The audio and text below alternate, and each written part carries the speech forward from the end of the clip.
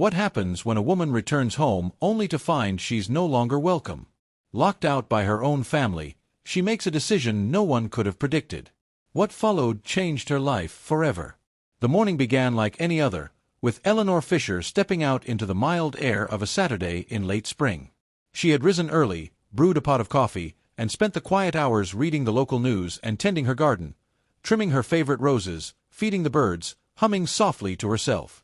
After a week spent watching her grandchildren, she relished the calm, planning to drop by her son's house to return a casserole dish and bring a bag of fresh vegetables from her backyard. Her spirits were high as she drove through the neighborhood, waving to familiar faces. At her son Mark's house, she parked at the curb, arms laden with garden-fresh squash and ripe tomatoes. The house looked peaceful, her grandchildren's bikes strewn across the lawn, a pair of muddy boots by the porch. She smiled, imagining them at breakfast, and climbed the steps.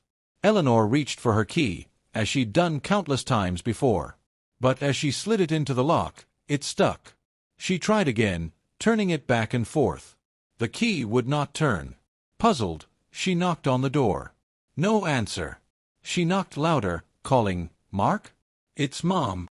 Only the distant sound of a television filtered through the window. After several minutes, Mark's wife, Lisa, finally opened the door a crack, her expression tense. "Oh, Eleanor. You should have called." Eleanor managed a polite smile. "I just brought back your casserole dish and some vegetables. Is everything all right?" Lisa hesitated, then spoke in a flat tone. "We had the locks changed last week. Things have been a little hectic. We need more privacy, Mark and I. We'll call you before you come over next time." She reached for the dish and vegetables, leaving Eleanor standing awkwardly on the porch. Eleanor's heart pounded with confusion and embarrassment. She tried to keep her voice steady. "Did I do something wrong?" Lisa shrugged, not meeting her eyes. "It's just, we need space. It's nothing personal. But please, call first. Mark's busy right now. We'll be in touch." With that, the door closed. Eleanor stood on the porch, stunned. The sunlight seemed colder, her arms suddenly empty. She lingered a moment, fighting back tears, then walked back to her car, looking over her shoulder at the house she'd once thought of as her second home. She sat in the driver's seat, hands gripping the wheel. For the first time in years, she didn't know where she belonged. Instead of driving straight home, Eleanor found herself wandering the familiar streets. She pulled into the city park, parking beneath a canopy of oaks, and walked the shaded paths in a daze. Her mind spun with questions. Had she overstepped? Was she a burden? She recalled every recent visit, birthday parties, sleepovers with the grandchildren, Sunday dinners, and tried to pinpoint the moment she'd crossed a line. No answer came. At a bench overlooking the duck pond, Eleanor sat and watched the water shimmer. Children fed ducks, elderly couples strolled arm in arm, and dogs bounded through the grass. She tried to steady her breathing, feeling invisible in the busy park. Her phone buzzed, a text from her friend Marilyn. "Tea this afternoon?" "I made lemon bars." Eleanor hesitated, then replied yes. She needed the company, the normalcy, the reminder that she still had a place somewhere. At Marilyn's, Eleanor forced a smile, letting the warmth of her friend's kitchen ease the sting of the morning. She listened to Marilyn chatter about church events and grandchildren, sipping tea and nibbling lemon bars, grateful for the small kindness. When Marilyn noticed her distracted silence, Eleanor offered a vague excuse about being tired, not quite ready to speak her pain. After tea, Eleanor returned home. Her own house felt emptier than usual, quiet, the air heavy with what wasn't said. She wandered from room to room, dusting knickknacks and watering plants, struggling to fill the hours. The phone didn't ring. That evening, Eleanor sat by her bedroom window, watching the sky fade to indigo. She opened her journal, her pen trembling, and wrote, "Today I was locked out, and something inside me broke. I can't keep waiting for an invitation to my own family. I don't know what comes next. But I know I need to find my place again, even if it's not the one I thought I had." As the night deepened, Eleanor lay awake, listening to the distant sounds of the world, wondering where her next step might lead. The next morning, Eleanor moved through her house like a ghost. She drank her coffee in silence, the radio's cheerful chatter a cruel contrast to her mood. She tried to distract herself by reorganizing her kitchen cabinets and dusting picture frames, but every task reminded her of the family gatherings she'd once hosted. The laughter, the crowded dinners, the grandchildren's sticky hands, all felt impossibly distant. Determined not to wallow, she decided to walk to the farmer's market, her canvas bag swinging at her side. The streets were busy with families and friends, but Eleanor felt set apart, invisible in the crowd. She browsed stalls of fresh bread and flowers, nodding politely to neighbors but unable to muster her usual warmth. At the honey stand, she ran into Mrs. Reed from church. "Eleanor, I haven't seen you in ages. Are you coming to the spring luncheon next week?" Eleanor hesitated, forcing a smile. "I'm not sure. Things have been different lately." Mrs. Reed clucked sympathetically. "We all have those times. You let me know if you need company." Feeling the urge to escape, Eleanor paid for a jar of honey and left the market early, making her way to the quiet side streets. On a whim, she ducked into the town library, where she'd once volunteered at story hour. The librarian, Mrs. Sanchez, greeted her warmly and invited her to sit for a while. Eleanor wandered the stacks, losing herself in the familiar scent of paper and ink. She found a novel she'd been meaning to read, checked it out, and settled on a bench in the library's garden courtyard. For an hour, she was simply a reader. No roles, no expectations, just quiet absorption in someone else's story. By midday, Eleanor's appetite returned. She treated herself to lunch at the cafe across from the post office, savoring soup and a sandwich in a sunny window seat. She listened to the low hum of conversation, letting it fill the space where her sadness sat. On her way home, Eleanor passed a community bulletin board filled with flyers, painting classes, walking clubs, trips to the botanical gardens. She took down a slip advertising a weekly memoir writing group, the idea sparking a faint curiosity. Maybe she could find her voice again, even if she couldn't find her old place. Back at home, Eleanor found her neighbor, Mr. Avery, pruning roses in his front yard. He waved her over. "You look like you've got the weight of the world on your shoulders, Eleanor." "Everything all right." She hesitated, then told him a gentler version of the truth, that she felt a bit out of sorts and was trying to keep busy. He nodded sagely. "Sometimes you've got to plant new seeds if you want new blooms." Inspired, Eleanor spent the afternoon in her own garden, pulling weeds and planting marigold seeds. The act of digging in the earth, of coaxing new life from soil, soothed her. She ended the day dirt-smudged and tired, but for the first time since yesterday, she felt something like hope. That night, after a simple supper, Eleanor curled up with her new book and read until her eyelids drooped. Before bed, she wrote in her journal, "Today I tried to find myself again, even in small ways. Maybe the world is bigger than the locks on one door. I want to keep looking." The house was still and quiet, but Eleanor drifted into sleep feeling, if not whole, at least a little less lost. The week wore on, each day a little less heavy than the last. Eleanor filled her mornings with purposeful chores, scrubbing floors, changing curtains, rearranging the pictures on her mantel. She cooked hearty meals, even when she was the only one at the table, determined to treat herself with the same care she once gave to others.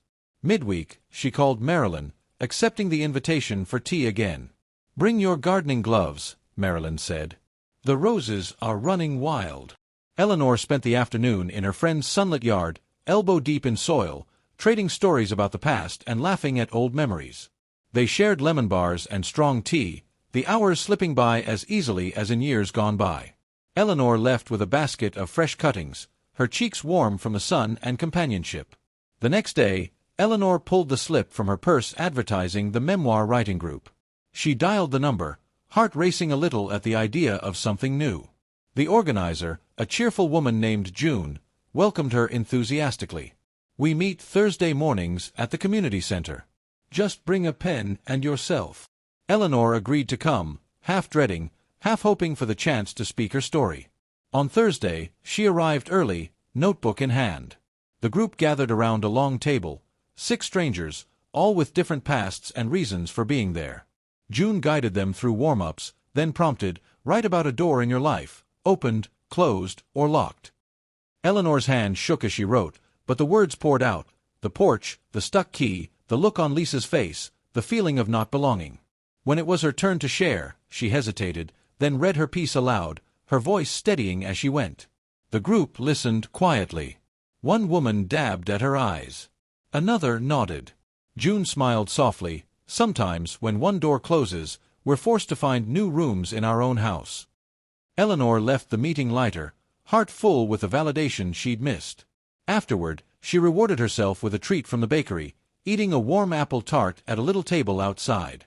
She watched schoolchildren skip down the street, listened to the distant bell of the church, and felt herself returning to the world. On Friday, Eleanor stopped by the florist for a bouquet, yellow tulips, bright and optimistic. She brought them to Mr. Avery, leaving them on his porch with a note, "Thank you for reminding me to plant new seeds." That evening, she called her old friend Rita, who lived 2 towns over. "I miss you," Eleanor said simply.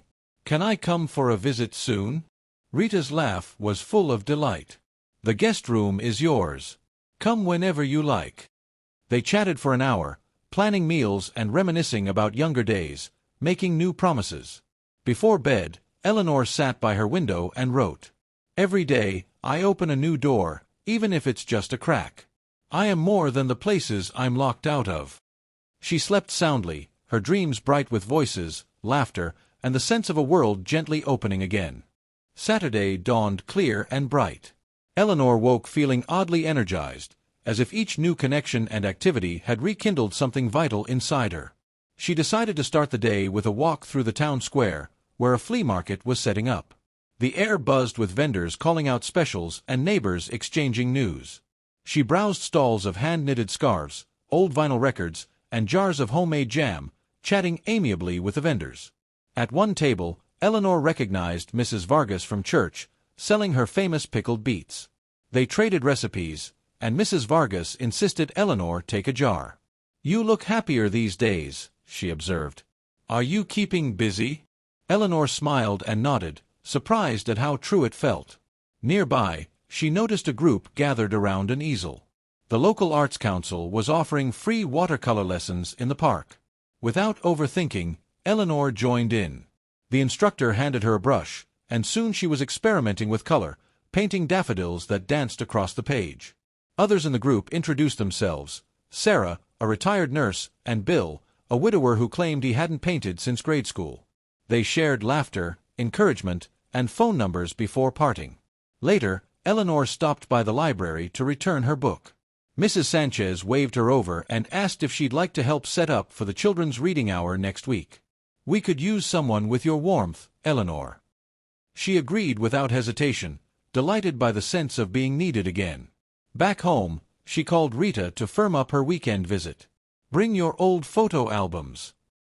Rita insisted. "We'll spend the night reminiscing." Packing her bag, Eleanor tucked in her favorite scarf and a tin of lemon cookies for her friend. In the late afternoon, Eleanor took her gardening gloves and a bag of bulbs to Mr. Avery's yard. They worked side by side, digging, planting, talking about weather and baseball. At one point, Mr. Avery paused, wiping his brow. "You know, Eleanor, sometimes people forget that kindness is a door, too. You've opened a lot of them lately." Dinner was simple: an omelette, fresh bread, and a glass of wine. Eleanor lit a candle at the table, savoring the small luxury. She read for an hour, then wrote in her journal. "Today I tried new things, met new friends, and found pieces of myself I thought I'd lost. For the first time in a long while, I feel like I belong." Before bed, Eleanor received a text from Marilyn, "Thinking of you. The roses are blooming." Eleanor smiled, slipping into sleep with a gentle certainty that life, like a garden, could flourish again if given care and time. Sunday morning, Eleanor set out for Rita's house, her bag packed with clothes, old photo albums, and a box of lemon cookies. The drive through the countryside felt different this time, free of worry, each mile a quiet affirmation of her own independence. She hummed to her favorite music and admired the golden fields rolling past, enjoying the journey as much as the destination. When she arrived, Rita greeted her with a warm hug and ushered her into the cozy kitchen, where the scent of cinnamon rolls filled the air. They spent the morning swapping stories, poring over decades-old photographs, laughing at their youthful adventures and the outrageous hairstyles of the 70s. The house echoed with their voices: no tension, no eggshells, just friendship and history. After lunch, the two friends visited a local craft fair, wandering among booths of pottery, quilts, and handmade jewelry. Rita encouraged Eleanor to buy a pair of beaded earrings. "For your next adventure," she said with a wink. They lingered at a table offering travel brochures, bus tours to the mountains, river cruises, and city excursions. For the first time, Eleanor considered the possibility of a real trip, something entirely her own. That evening, after a leisurely dinner and a glass of wine on the porch, Eleanor and Rita talked about the changes in their lives. Children growing up and away, the sting of loss, the courage it takes to begin again. "It's never too late to plant new roots," Rita said, squeezing Eleanor's hand. Back in her guest room, Eleanor read through her journal entries from the past week, marveling at how much had shifted since the day she stood, bewildered, on Mark and Lisa's porch. She wrote, "Today I remembered what it's like to laugh until I cry. I saw how much I still have to give and to receive. Maybe it's time to let go of the locked doors behind me." The next morning, before heading home, Eleanor and Rita strolled through the botanical gardens, snapping photos of tulips and daffodils. They promised to make their visits more frequent, not just phone calls, but real, in-person time. Driving home, Eleanor stopped at a roadside farm stand for strawberries and fresh honey. She chatted with the owner, a woman her age who had started her business after retirement. "It's never too late to reinvent yourself," the woman said, handing her a basket of berries. The words stuck with Eleanor all the way home. As she unpacked, Eleanor felt the comfortable solitude of her house differently, not as loneliness, but as freedom. She made a list of the classes and trips she wanted to try, tacking it to her refrigerator as a reminder that her life was still hers to shape. That night, she called Marilyn, arranging to visit and help with the garden later that week. "You're always welcome here, Eleanor," Marilyn told her. And for the first time in a long while, Eleanor truly believed it. She ended the day with a walk around her own backyard, planting the last of her marigold seeds, watching the sunset cast gold over her small, beloved world. The week ahead bustled with invitations and newfound purpose. On Tuesday, Eleanor returned to the library to help with the children's reading hour. Mrs. Sanchez greeted her with genuine warmth, introducing Eleanor to a small crowd of energetic children. She read classic stories, animatedly shifting voices, and watched as the children's eyes widened in delight. Their laughter filled the room, and several parents thanked her afterward, saying how much their little ones enjoyed her storytelling. Buoyed by this sense of usefulness, Eleanor joined the watercolor group again in the park. She and Bill, the widower, painted side by side, swapping stories and encouraging each other's progress. After class, the group lingered over coffee at a sidewalk cafe, discussing art, travel, and favorite books. Sarah, the retired nurse, invited Eleanor to join their weekly walking club. "We walk the river path every Thursday morning. You'll love it." On Thursday, Eleanor rose early and laced up her sneakers, meeting the walking club at the river. The group strolled beneath leafy branches, sharing updates and plans for summer. Eleanor enjoyed the gentle rhythm of conversation and the easy camaraderie. When the walk ended, they lingered over fruit and pastries at a riverside bench, making plans for next week. Friday, she visited Marilyn's garden. They weeded, pruned, and swapped perennials. Afterward, they sat with lemonade on the patio, admiring the riot of color they'd coaxed from the earth. Marilyn asked gently, "Have you heard from Mark or the kids?" Eleanor shook her head. "Not a word. But you know what? For the first time, I don't feel like I'm waiting by the phone." Later that evening, Eleanor attended her memoir group. This week's prompt was "A Leap of Faith." She wrote honestly about her recent weeks, about feeling cast out, then slowly letting herself belong elsewhere. When she finished reading, the group offered a round of applause and June, the facilitator, pressed her hand. "Your courage shows on every page." On Saturday, Eleanor treated herself to a matinee at the community theater, losing herself in the energy of the performance and chatting with other attendees during intermission. She left the show with a new friend, Margaret, a recent widow, who invited Eleanor to join her for lunch the next day. Sunday found Eleanor and Margaret at the local diner, laughing over pancakes and endless coffee refills. They shared stories, hopes, and a sense of kinship that felt both unexpected and natural. That evening, Eleanor sat at her desk by the window, her journal open. "Today I realized my story didn't end at a locked door. I am still writing it, every day. I don't know what comes next, but I'm excited to find out." She closed the journal, content in the knowledge that the world was once again opening, and she was finally saying yes. Monday morning, Eleanor woke to the sound of rain tapping the windows. Rather than feeling confined, she welcomed the coziness, brewing coffee and curling up in her favorite armchair with a new novel from the library. The quiet was comforting, no longer empty but full of possibility. Her phone vibrated, Margaret texting about a book club meeting that evening. "Will you come?" Eleanor typed back a cheerful yes. Before lunch, Eleanor bundled herself in a raincoat and ventured into town, running errands she'd once dreaded but now approached with confidence. At the post office, she ran into Sarah from the walking club. They talked about planning a summer picnic for their group, and Sarah pressed a slip of paper into Eleanor's hand with a list of events at the community center. "You should try the cooking class next month," Sarah urged. Eleanor agreed, tucking the flyer into her purse, her calendar growing delightfully full. That afternoon, she stopped by Marilyn's with a bouquet of wildflowers. They sat in the kitchen, swapping recipes and stories while the rain streaked the windows. Marilyn's warmth was a balm, and Eleanor marveled at how new rituals had taken root so quickly. Gardening, walking, writing, and now, friendship. As evening approached, Eleanor dressed for the book club and baked a plate of her favorite oatmeal cookies to share. At Margaret's house, she met a room full of lively women, some familiar faces, some new, who welcomed her as one of their own. They discussed the novel, laughed over shared memories, and lingered long after the official meeting had ended, trading phone numbers and promises of future gatherings. Returning home in the soft rain, Eleanor felt a deep contentment. The house was no longer a place of waiting or loneliness, but a space filled with her own energy and intentions.